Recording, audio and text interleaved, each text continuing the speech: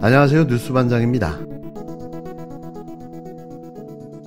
선배 동료 의원 여러분, 오늘 우리는 특검법에 대해 논의합니다. 참담합니다.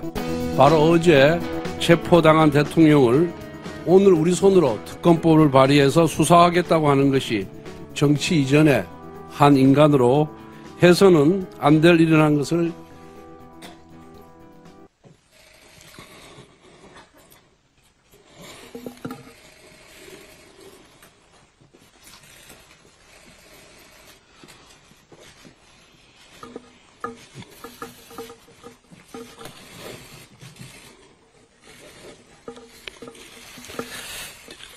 잘 알고 있습니다. 의원 여러분의 마음을 제가 알고 있습니다. 얼마나 괴롭고 답답하고 화가 치밀어 오릅니까? 저 역시 마찬가지 심정입니다.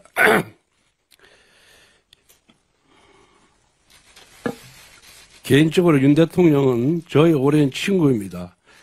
그래서 대통령 선거 당시 제 선거보다 더 열심히 뛰었습니다. 어젯밤에는 너무나 괴롭고 내가 좀 더 잘할 걸 자책하면서 정치가 뭔지 깊은 회의를 느끼면서 제대로 잠을 못 잤습니다. 하지만 오늘 우리는 특검법에 대해 논의를 해야만 합니다. 오늘 우리 손으로 윤석열 특검을이라고 말하던 중 22초 동안 아무 말도 하지 못하고 울컥한 권선동. 정말 미친 자들입니다. 뭐가 옳고 그른지조차 판단할 수 없는 수준에 이르는 건데요. 이걸 지금 말이라고 하는 걸까요? 거듭 말씀드리지만 이 정당은 반드시 해산해야 합니다. 아직도 자신의 당에서 배출한 대통령의 탄핵소추와 체포라는 현실인식조차 못하고 있는 수준이 그저 참담할 뿐입니다. 이런 정치 집단이 국정을 운영하고 나라를 이끌어갈 수 있을까요? 다른 건 다 둘째치고라도 법치와 헌법마저 부정하는 이들의 작태는 대한민국 민주공화국의 정당인가를 묻고 싶은데요. 다시 거듭거듭 말하지만 내란옹호 위원정당 빨리 해산하는 게 답일 뿐입니다. 민주당 의원 여러분 이제 만족하십니까? 이재명 대표 흡족하십니까? 공수와 경찰 부끄럽지 않습니까? 2025년 1월 15일은 대한민국 법치주의 붕괴의 흑역사로 기록될 것입니다. 어제 우리 국민들은 무도한 정치 권력이 사법체계를 짓밟고 대한민국의 법치주의를 무너뜨리는 모습을 생생하게 목도했습니다. 정말 참담한 심정입니다.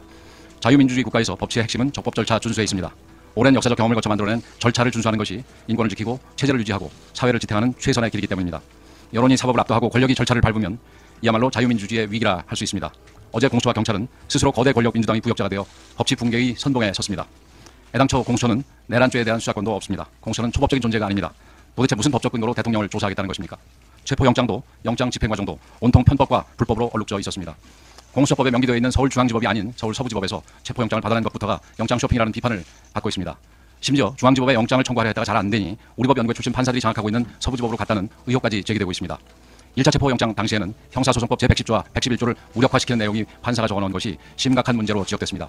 삼권 분립이라는 기본 원리조차 무시된 영장이었음에도 공수와 경찰은 이것을 관저 진입의 근거로 삼았습니다. 이번 체포영장을 다른 판사가 발부하면서 그런 내용을 넣어주지 않자 공수처는 꼼수와 위조까지 동원했습니다. 공수처는 관저 외곽 경호를 담당하는 55 경비단장에게 협조 공문을 보내 이를 허가하는 회신을 받았다고 공지했습니다. 이것부터 새빨간 거짓말이었습니다. 공수처가 공개한 승인 회신 공문은 자신들이 보낸 공문에 경비단장의 직인이 쫓긴 쪽지가 풀로 붙여진 것이었습니다. 도대체 어느 기관이 상대 기관의 공문에 쪽지를 붙여서 회신합니까? 이 공문만 봐도 협조 공문을 보내고 회신을 받았다는 공수처의 주장이 명백한 거짓임을 확인할 수 있습니다. 이들은 조사 명목으로 55 경비단장을 국수본으로 부른 뒤 자신들의 공문에 조잡하게 허가 문구가 담긴 쪽지를 붙이고 경비단장을 압박하여 강제로 직인을 받았다고 합니다. 수사관들이 경비단장에게 도장을 받아 찍었다는 주장까지 나오고 있습니다. 사실이라면 공수처장부터 책임을 져야 하는 심각한 위법 행위인데도 공수처는 그런 일 없다는 말만 하고 해명을 내놓지 못하고 있습니다. 더 황당한 사실은 애당초 55 경비단장에게는 관저 출입을 허가할 권한 자체가 없다는 것입니다. 유일하게 출입 허가 권한을 가진 대통령 경호처에서 출입 허가를 받아낼 길이 없자 이 같은 대국민 사기극을 벌인 것입니다. 지난 3일 1차 체포영장 집행 당시엔 군복을 입은 남성이 관저로 진입하는 공수처 수사관 등을 막아서는 모습이 포착됐었는데요. 경찰은 당시 1차 저지선과 3차 저지선 등의 군병력이 투입됐다고 밝힌 바 있는데 이들은 관저 외곽을 경비하는 55경비단과 33 군사경찰대였습니다. 하지만 15일 2차 체포영장 집행 땐 공수처를 막아서는 인간벽이 없었고 특히 군병력의 모습은 보이지 않았는데요. 군 관계자는 체포 저지선에 군 병력이 투입 안 된 걸 확인했다며 본래 임무인 관저 외곽 경호만 하고 있었다고 전했습니다. 의무복무 병사 위주로 구성된 55경비단 등이 체포를 막는 데 동원되는 건 적절치 않다는 비판 여론이 커지자 경호처도 이를 받아들인 걸로 보여지는데요. 군도 경호처에 경호부대를 투입해서는 안 된다는 입장을 여러 차례 전했습니다. 군 관계자는 경호처에 우리 입장을 전달했고 경호처에서 군병력을 그런 과정에 운영하지 않을 것이라고 확인받았다고 밝혔는데요. 55경비단은 공수처가 관저 출입을 승인해달라고 요구하자 사실상 협조하기로 한 겁니다. 공수처가 어제 2차 체포영장 집행을 앞두고 55경비단장을 찾아가 관저 출입 허가 공문을 보여줬고 단장이 직접 공문에 찍을 도장을 건네줬는데요. 다만 경호처는 55경비단의 출입 승인권이 없다고 반발했는데 이에 55경비단 측은 경호처의 출입 승인이 필요한 사안이라는 걸 공수처의 구두로도 공문으로도 전달했다고 밝혔습니다. 국힘당 권영세 비대위원장은 이런 정상적인 행정 절차를 사문서 위조니 불법인 일을 떠들어대며 체포영장의 불법성을 꼬투리 잡으려 우겨대기 시작한 건데요. 그냥 한심 그 자체인 겁니다. 권영세 비대위원장의 한두 마디 좀 지적을 할 수밖에 없을 것 같습니다. 윤석열 체포영장은 법원이 최초로 발부하고 이의신청을 기각하고 영장을 재발부해서 법원이 이미 3차례나 판단한 사안입니다. 법원의 이런 반복적이고 일관된 판단에 대해서 시비를 거는 것은 매우 무책임한 억지 주장입니다. 수사권 문제도 마찬가지입니다. 검찰도 내란죄 수사 권한이 없지만 공수처와 마찬가지로 직권남용죄 관련 범죄의 혐의로 내란 가담자 모두를 내란죄 구속 기소했습니다. 법원은 이 과정에서 수사 권한에 대해서도 일관된 판단을 했습니다. 검찰 수사에 대해서는 문제제기를 한마디도 안 하면서 이렇게 비일관적이고 합리적이지 않은 이야기를 하는 이유가 뭡니까? 권영세 비대위원장을 비롯해서 윤석열 측이 앵무새처럼 불법이라고 떠들고 있지만 조금도 인정되지 않고 용납되지 않는, 이해되지 않는 윤석열 본인에게도 도움되지 않을 주장이라는 것을 깨닫기를 바랍니다.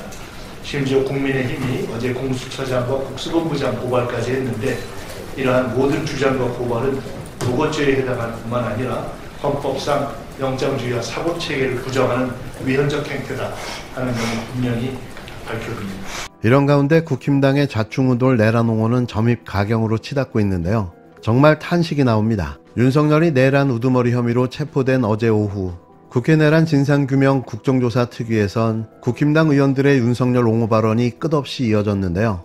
특히 육군장성 출신인 국힘당 강선영 의원은 윤석열이 부정선거론을 직접 주장한 적이 없다는 황당한 주장을 하고 나섰습니다. 윤석열이 비상계엄을 선포한 이유가 극우 유튜버들이 주장하는 부정선거론을 믿어서가 아니라 그저 선거관리위원회 시스템을 점검하는 취지였다는 건데요. 기가 막힙니다.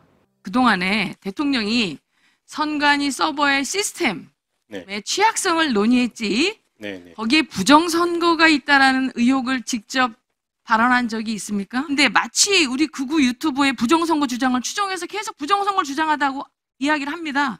그런데 공교롭게도 강 의원의 발언 직후 공수처에 체포된 내란 수괴 윤석열은 자신의 페이스북에 자필 편지를 공개했는데요. 연초에 작성했다는 편지에는 우리나라 선거에서 부정선거의 증거는 너무나 많다는 주장이 빼곡하게 적혀 있었습니다. 부정선거를 처벌할 증거가 부족하다며 음모론으로 일축할 수 없다는 등 부정선거란 표현만 무려 10차례 등장하는데요. 투표함 검표에서 엄청난 가짜 투표지가 발견됐다. 선관위의 전산 시스템이 해킹과 조작의 무방비다. 대법관과 선관위가 이를 발견하고도 은폐했다는 등 극우 유튜버들의 황당한 주장을 확인하는 모습도 보였습니다. 심지어 부정선거 시스템을 추진하는 정치 세력의 국제적 연대와 협력까지 언급하며 사실상 중국을 부정선거 배후로 인식하는 듯한 망상까지 내비쳤는데요. 그러나 중앙선관위는 국정원 조사 결과에서도 부정선거의 흔적을 찾을 수 없었고 과거 선거 소송 재검표에서 정규 투표지가 아닌 가짜 투표지는 발견되지 않았다며 부정선거 주장을 조목조목 반박했습니다. 왜 이러는 걸까요? 이들은 왜 단체로 이 말도 안 되는 짓거리를 하고 있는 걸까요? 혹시 윤석열의 정신 상태가 온전치 못하다는 주장을 하기 위한 명분 쌓기가 아닌가 싶을 정도인데요. 금치산자로 둔갑시켜 사형을, 무기징역을 면해보려는 수작이 아닐까 조심스럽게 의심해봅니다. 물론 이건 저의 개인적인 생각임을 밝힙니다.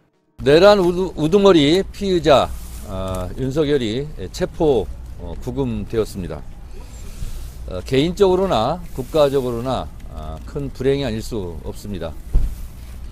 그러나 국가적으로 더 큰 불행을 막고 혹시 일어날지도 모르는 제2의 내란 사태에 대해서 불안과 공포로 밤을 지새웠을 국민들을 생각하면 다행스러운 일이고, 헌법 질서를 바로 세우는 차원에서 만시지탄에 감이 없지 않으나 천만 다행한 일이었습니다. 죄를 지었으면 죄값을 받아야 합니다.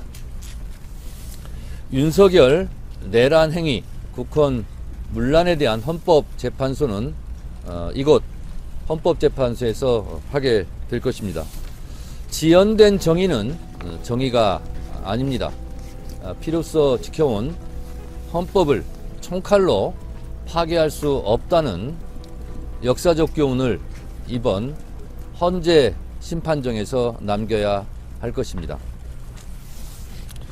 윤석열의 파면이 곧 애국입니다.